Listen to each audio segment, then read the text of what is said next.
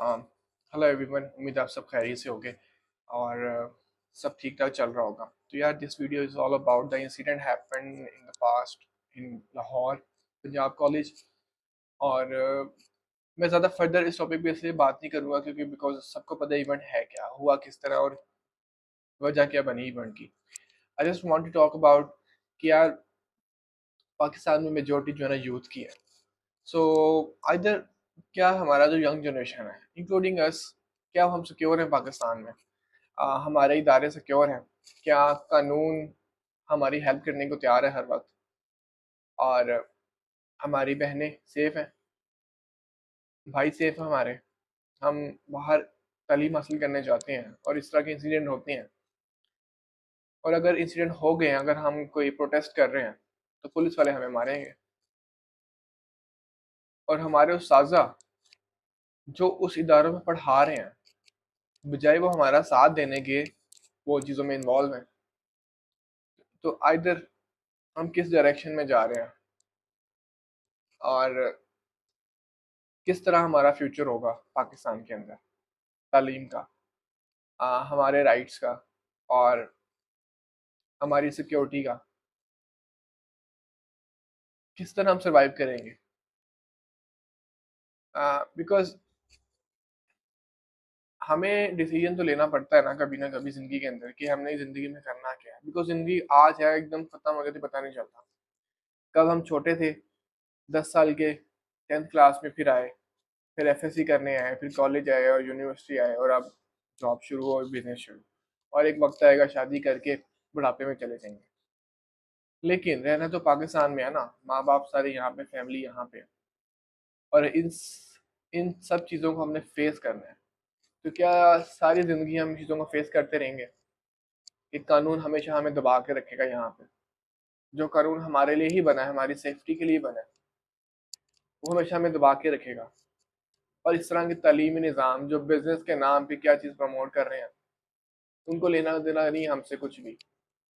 उनको नहीं गर्ज हम ज़िंदगी में किस लेवल पे तरक्की करना चाहते हैं, हमें किस तरह की तालीम रिक्वायर्ड है यहाँ पे, हमें किस तरह का सिलेबस पढ़ाया जा रहा है यहाँ पे, हमें क्या चीज़ सिखाई जा रही है, हमें क्या बनाया जा रहा है।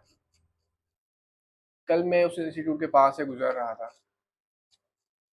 17 17 साल के एक बच्चा जो फर्स्ट ईयर के अंदर है, सेकंड ईयर के अंदर, उसकी क्या उम्र होती है? 17 साल, 18 साल। बेचारे किस तरह प्रोटेस्ट कर रहे होंगे पुलिस के सामने? वो उनका मेच्योरिटी लेवल क्या होगा, उनका माइंडसेट क्या होगा? अभी जवानी शुरू नहीं हुई उनकी, और उन्होंने क्या देखना शुरू कर दिया पहले से कि हमारी यहाँ पे माएँ बहनें सेफ नहीं है, हम सेफ नहीं है यहाँ पे।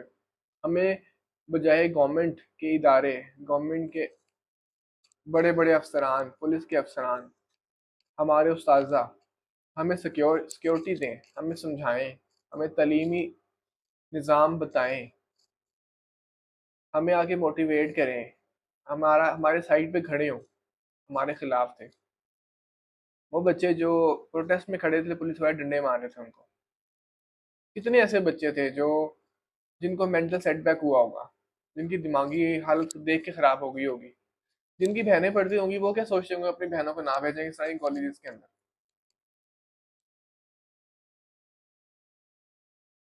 क्या खौफ होगा उन बच्चों के ऊपर? और अगर वो प्रोटेस्ट करते हैं, वो उन वीडियोस में आ जाते हैं, उन कैमरोस की नजर हो जाते हैं, वो क्या वो उस कॉलेज से निकाल दी जाएंगे? क्या फ्यूचर होगा उन बच्चों का?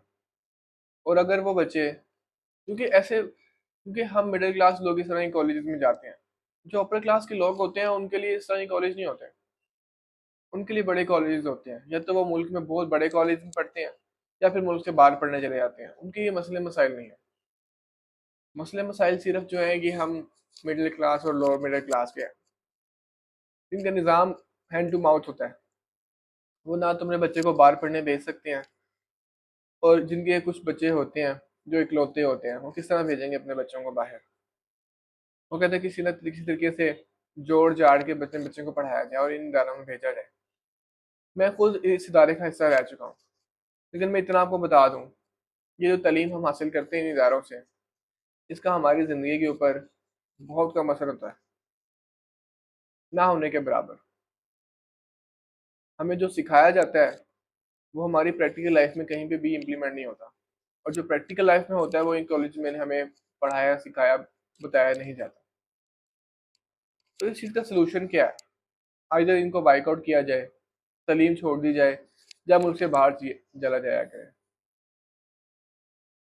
मेरी नज़र में आई थिंक वो बच्चे जो अपना मुस्तकबिल संवारना चाहते हैं उनको आई थिंक ज़िंदगी में एक दफ़ा ट्राई देनी चाहिए, रिस्क लेना चाहिए, माँ बाप को समझाना चाहिए कि किसी तरीके से हमें सिर्फ 2 सालों के लिए 4 सालों के लिए मुल्क से बाहर भेज। हमारे मेजोरिटी यहाँ पे तालिब इलम जो है वो जो यूनिवर्सिटी से पास आउट होते हैं उनमें कोई 10%, मैं बहुत बड़ी अमाउंट भी बोल रहा हूँ, तो 10% ऐसे होंगे जो बहुत स्किल्ड होते हैं यूनिवर्सिटी के अंदर। मेजोरिटी वहाँ पे अनएम्प्लॉयड रहते हैं चंद एक साल स्टार्टिंग के, फिर वो स्ट्रगलिंग करते हैं, फिर वो कोर्सेज करते हैं, वो किस तरह बेचारे वो सर्वाइवल मोड पे होते हैं। मैंने बहुत सारे लड़के देखे हैं इस तरह के, इंक्लूडिंग माई सेल्फ। मैंने बहुत स्ट्रगल की यूनिवर्सिटी से निकलने के बाद। जो मैंने स्टडी किया यूनिवर्सिटी के अंदर, जो मुझे ताज़ा मिले, उस बंदे ने कभी प्रैक्टिकल लाइफ में जॉब नहीं की थी सॉफ्टवेयर इंजीनियरिंग की, वो कभी सॉफ्टवेयर हाउस नहीं गया था, उसे नहीं पता था इंडस्ट्री में क्या हो रहा है। उसे ये पता था जो उसके उस्ताद ने उसको पढ़ाया था वो उसने आगे हमें पढ़ाया। फिर जब हम लोग उनसे पढ़े हमें कोई फायदा नहीं हुआ। वो लैंग्वेजेस, वो जो हमें पढ़ाया जाता था क्लास के अंदर, जब हम प्रैक्टिकल लाइफ में जॉब के लिए इंटरव्यू के लिए बैठे होते थे हमें नहीं पता था जॉब इंटरव्यू कैसे लेते हैं। हमने 12-12 लाख 15-15 लाख फीसें भरी हैं उसकी। इन द एंड क्या करना पड़ा, बाहर से आके सर्टिफिकेशन करनी पड़ी, कोर्सेज करने पड़े बाहर से आके, फिर जाके इंटरव्यू के लिए काबिल हुए, फिर जाके जॉब लगी, फिर बिजनेस के बारे में पढ़ा, खुद सीखा, किसी इदारे में नहीं गए, बिजनेस स्टार्ट किया। तो क्या हमारे पाकिस्तान में तालीम के नाम में क्या बेचा जा रहा है? लाखों बच्चा पढ़ता है यहाँ पे, कितना बच्चा भी इदारे के बाहर खड़ा होकर प्रोटेस्ट कर रहा था। इन सबके जो माँ बाप हो गए उनका कोई ख्वाब नहीं होगा हमारा बच्चा को तरक्की करे। वो बच्चा क्या कर रहा है मुझे बताओ, अपने राइट्स के लिए लड़ रहा है? क्या वो सारी जिंदगी राइट्स की लड़ता रहेगा? उसके 70 सालों से उसके बाप ने, उसके दादा ने, including my dad, my my my grandfather, सबने सरवाइव किया है पाकिस्तान के अंदर बड़ी मुश्किलों से, अपने राइट्स के लिए खुद लड़े हैं, कानून से लड़े हैं, खुराक खाने पीने के लिए लड़े हैं, नौकरियों के लिए लड़े हैं खुद ही, किसी ने कोई सपोर्ट नहीं किया। आई थिंक हमें डिसीजन लेना चाहिए कि हमें इन सारे इदारों के साथ किस तरह चलना है, किस तरह का तालीम निज़ाम होना चाहिए यहाँ पे।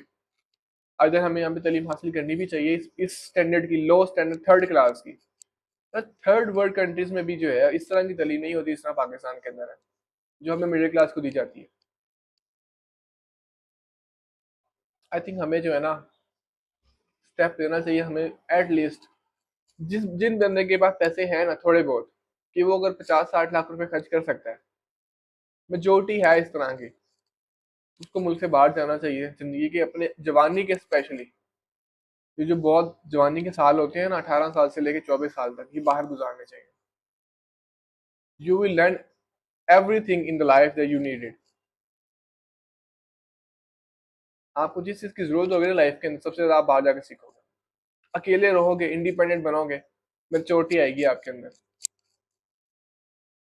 अगर आप यंग बच्चे हो ना, जिंदगी में बैठे हो और समझ नहीं आ रही क्या करना है, take a one big decision, उसके लिए काम करो। इस मुल्क से निकल के ना, मैं पाकिस्तान बहुत अच्छा है, मैं किसी लिहाज से मैं बुराई नहीं कर रहा, बट जो पाकिस्तान का तालीमी निज़ाम है उस पर काम होने वाला और शिद्दत से काम होने वाला। और कोई यंग लोग ही आएंगे जो उस पर काम करेंगे, जो बाबे बैठे हुए हैं, इनके बस की बात नहीं है। तो यार देखो, निकलो पाकिस्तान से बाहर, दुबई जाओ, किसी ऐसी कंट्री जाओ जहाँ पे आपको अच्छी तालीम मिल सके, आपको वर्ल्ड क्लास एजुकेशन मिले, और वहां जाके सीखो लाइफ के अंदर, 4 से 5 साल गुजारो, फिर पाकिस्तान में आपको आप बादशाह बन जाओगे यहाँ पे। आप बहुत कुछ सीखोगे यहाँ पे, आप करवा सकोगे यहाँ पे आके लोगों से। लेकिन यहाँ पे रह के आपको बॉस बनने में अपने फादर को देख लेना, अपने फादर के साथ उनके दोस्तों को देख लेना, अपने फैमिली में इर्द गिर्द लोगों को देख लेना कि वो किस लेवल पे हैं, फिर आपको अंदाजा होगा कि आपको पाकिस्तान से बाहर पढ़ने के लिए क्यों जाना चाहिए। किसी भी कंट्री में जाओ, इंडिया चले जाओ यार, बांग्लादेश चले जाओ आप, नेपाल चले जाओ, लेकिन पाकिस्तान से निकलो भाई। आज की वीडियो यही थी। इसके अलावा प्रोटेस्ट करने का कोई फायदा नहीं है यहाँ पे। बहुत जिंदगी में प्रोटेस्ट हुए हैं, बड़ा कुछ हुआ है, कोई फायदा नहीं मिलेगा आपको। आम, अपने पे ध्यान दो सिर्फ, कोई जरूरत नहीं है किसी की तरफ। इस तरह के इवेंट होंगे और होते रहेंगे, मैं आपको बता रहा हूँ। ये 7 दिनों की कहानी है, लोग भूल जाएंगे इसके बाद। उसके बाद याद नहीं रखते चीज़ों को। तो बस निकलो यार यहाँ से, थोड़ा सा ध्यान दो लाइफ के ऊपर, काम काज करो, इन चीज़ों में ना पड़ो, अपनी मेंटल हेल्थ को पहले सही करो। और जितना इन चीज़ों में पढ़ोगे आप लोग और गड्ढे में गिरते जाओगे। अपनी ज़िंदगी सीधी करो पहले, फिर बाकी दूसरों की करना। तो मिलते हैं अगली वीडियो के अंदर यार।